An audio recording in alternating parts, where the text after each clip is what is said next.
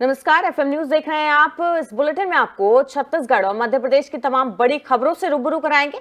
शुरुआत करते हैं मध्य प्रदेश से। मध्य प्रदेश के सीएम शिवराज सिंह चौहान की अध्यक्षता में आज एक अहम कैबिनेट बैठक संपन्न हुई, जिसमें कई बड़े फैसले लिए गए। इस कैबिनेट बैठक की ब्रीफिंग करते हुए मध्य प्रदेश सरकार में चिकित्सा शिक्षा मंत्री विश्वास सारंग ने बताया, इस बैठक में मिलेट्स मिशन योजना, सिंचाई परियोजनाओं और ट्रांसजेंडर को ओबीसी आरक्षण समेत कई प्रस्तावों को मंजूरी दी गई है। बड़ी अपडेट आपको दे रहे हैं, शिवराज कैबिनेट के 5 बड़े फैसले हुए हैं। आज शिवराज सिंह चौहान की अध्यक्षता में कैबिनेट बैठक हुई, जिसमें 5 बड़े फैसले लिए गए। किसानों के लिए 2 बड़ी सौगात का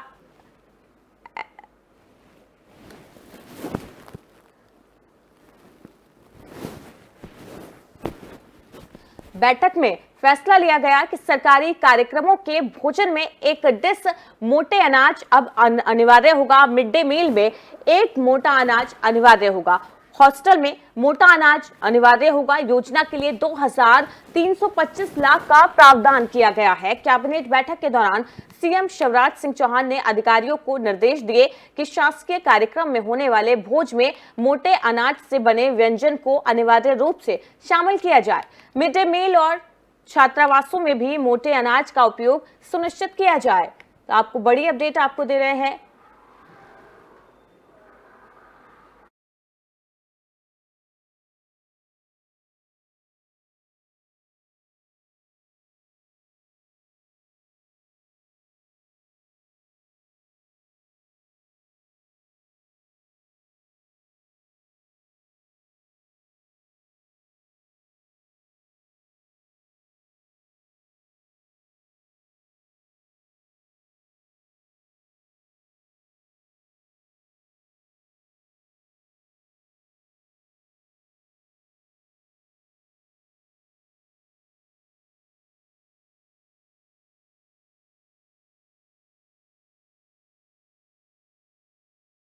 पांच अहम फैसले लिए गए हैं प्रदेश के लिए, जिसमें मिशन मिलेट योजना पर फोकस किया गया है। इसके अलावा स्वास्थ्य विभाग के लिए भी कई बड़े फैसले लिए गए हैं।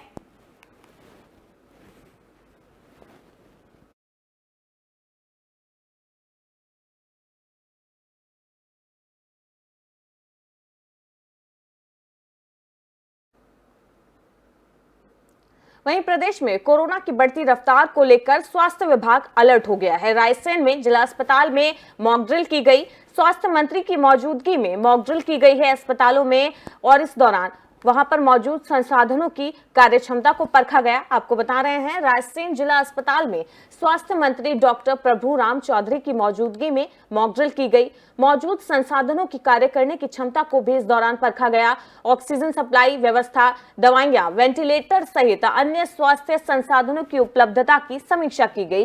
स्वास्थ्य मंत्री डॉक्टर प्रभुराम चौधरी ने कहा, देश के अन्य राज्यों में कोरोना संक्रमण के मरीज तेजी के साथ मिलने की वजह से एहतियात के तौर पर प्रदेश के समस्त अस्पतालों में मॉक ड्रिल की गई।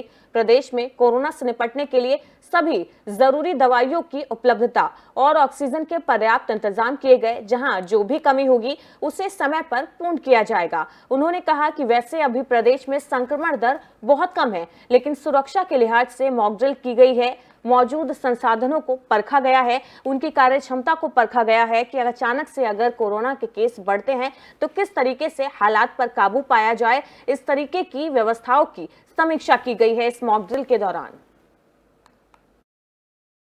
हम लोगों ने विभाग से पूरे निर्देश भी जारी किए थे। जो अस्पताल हैं उन पर पूरा मॉकड्रिल किया जा रहा है। जो हमारी व्यवस्थाएं हैं उनको हम लोग पूरा जांच पड़ताल करके उसको पूरा सक्रिय ऑक्सीजन की उपलब्धता, ऑक्सीजन बेड की, आईसीयू बेड की, दवाइयों की उपलब्धता, ऑक्सीजन के प्लांट हैं, प्रशिक्षित जो अमला है, वो सारे मॉकड्रिल पूरे प्रदेश के अस्पताल में कर रहे हैं। मैं तो नागरिकों से यही अनुरोध करना चाहूँगा कि व्यवस्थाएं हमारी पूरी हैं सरकार की, लेकिन सब लोग सावधानी बरतें, सतर्कता बरतें।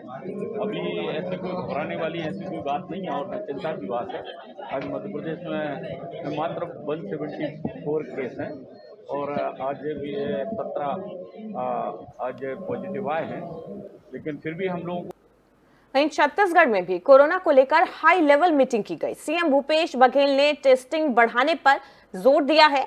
सीएस के आदेश दिए गए हैं कि सभी जिलों के साथ कलेक्टर और एसपी के साथ बैठक की गई है, जिसमें कोरोना को लेकर टेस्टिंग पर जोर दिया गया है। आपको बता दें, छत्तीसगढ़ में भी कोरोना को लेकर हाई लेवल मीटिंग की गई है। कोरोना को लेकर अलर्ट भी जारी किया गया है। सभी से कोरोना गाइडलाइन का पालन करने के लिए कहा जा रहा है। हालांकि कोरोना संक्रमण की दर अभी कम है, लेकिन फिर भी पहले से ही सभी तरह के एहतियात जो हैं वो बढ़ते जा रहे हैं। छत्तीसगढ़ में कोरोना संक्रमण के जो मामले हैं वो लगातार बढ़ते हुए देखे जा रहे हैं। मरीजों की बढ़ती संख्या की वजह से सरकार भी अलर्ट मोड पर आ गई है। मुख्यमंत्री भूपेश बघेल ने इसे लेकर हाई लेवल मीटिंग बुलाई, जिसमें प्रदेश में कोरोना की वर्तमान स्थिति और रोकथाम के प्रबंधन की समीक्षा की गई। मुख्यमंत्री ने अधिकारियों को कोविड-19 के बढ़ते संक्रमण के बीच पूरी तरह तैयारी रखने के निर्देश दिए। सीएम भूपेश बघेल ने राज्य में टेस्टिंग बढ़ाए जाने के लिए कहा। इसके अलावा कानून व्यवस्था की स्थिति की भी समीक्षा की। सीएम ने कहा, बैठक में मुख्य सचिव, डीजीपी समेत कई वरिष्ठ अधिकारी मौजूद रहे। इसके बाद मुख्य सचिव अमिताभ जान भी एक बैठक लेने वाले हैं। ये बैठक कोरोना संक्रमण पर नियंत्रण और आवश्यक व्यवस्थाओं के संबंध में सभी संभागों के आयुक्तों, सभी कलेक्टर, पुलिस अधीक्षकों और सीएमएचओ के साथ होगी। आपको बता दें, छत्तीसगढ़ में कोरोना की अगर बात की जाए तो बीते 24 घंटे में कोरोना के 93 नए केस दर्ज किए गए हैं। इस तरह प्रदेश में एक्टिव मरीजों की संख्या बढ़कर 511 हो गई है। प्रदेश में सबसे ज्यादा जो मरीज है वो राजनांदगांव जिले में मिले हैं। रायगढ़ की बात की जाए तो 14 और दुर्ग और धमतरी में 11 एक्टिव मरीजों की संख्या है, जिसको लेकर जिला प्रशासन पूरे तरीके से अलर्ट है। हाई लेवल मीटिंग की जा रही है और स्वास्थ्य विभाग के अधिकारियों को पूरे तरीके से नियंत्रण में रखने के लिए आदेश दिए जा रहे हैं कि सभी तरीके की जो व्यवस्थाएं हैं जिला अस्पताल में, प्राइवेट अस्पताल में, वहां पर की जाए। इसके साथ ही टेस्टिंग पर जोर दिया जाए, वैक्सीनेशन पर जोर दिया जाए, लोगों को जागरूक किया जाए और लोगों से कहा जाए कि टेस्ट जरूर कराएं। उनको अगर कोरोना के जरा भी लक्षण दिखते हैं तो अपने पास के ही नजदीकी केंद्र में टेस्ट जरूर कराएं। इसके अलावा जिन लोगों ने वैक्सीनेशन नहीं कराया हुआ है अब तक, वो भी जरूर अपने नजदीकी केंद्र में जाकर वैक्सीनेशन कराएं।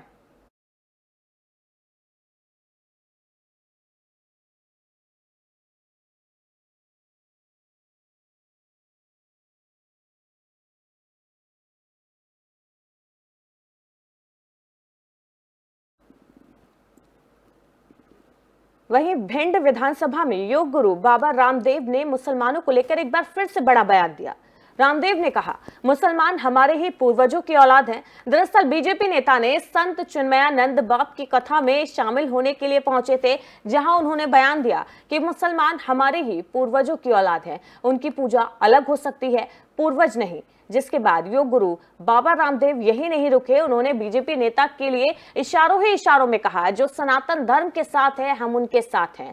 तो बाबा रामदेव ने एक बार फिर से मुसलमानों को लेकर बयान दिया है, आपत्तिजनक बयान दिया है कि पूजा पद्धति भले ही अलग हो सकती है मुसलमानों की, लेकिन वो हमारे ही पूर्वज हैं, हमारे पूर्वज एक हैं।